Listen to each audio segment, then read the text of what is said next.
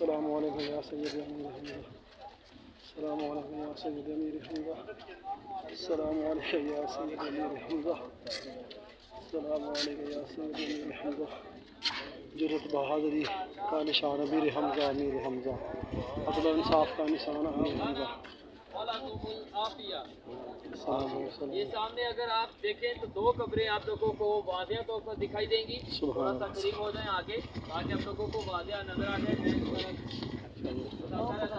یہ پہلے جو قبر مبارک ہے چھوٹے پتھر والی، یہ حضور کے چچا جان کی ہے، حضرت سیدنا امیر حمزہ رضی اللہ تعالیٰ عنہ، جن کو ایک ویسی نے نیزہ مار کر تبدیل کیا تھا، اور ایک ہندا نامی خاتون تھی جو حضرت ابو سفیان کی بیوی تھی اور یزید کی دادی تھی۔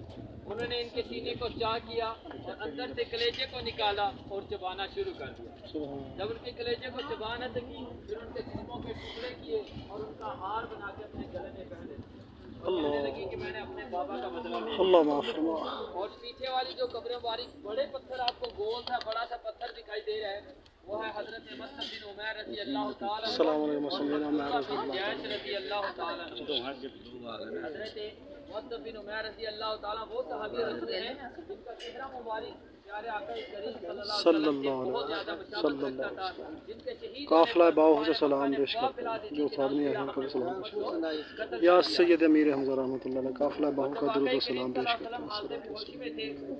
تو حضور کو پہاڑ پہ لے کے گئے تھے تو ایک پہاڑی تھی جو خود بخود شک ہو گئی اور نبی پاک صلی اللہ علیہ وسلم کو گناہ کر گئی۔ اللہ کے محبوب جس پتھر پہ بیٹھ گئے تھے وہ پتھر روئی کی طرح ملائم ہو گیا، اور جس پتھر کے ساتھ سر انور لگایا تھا وہ بھی روئی کی طرح ملائم ہو گیا۔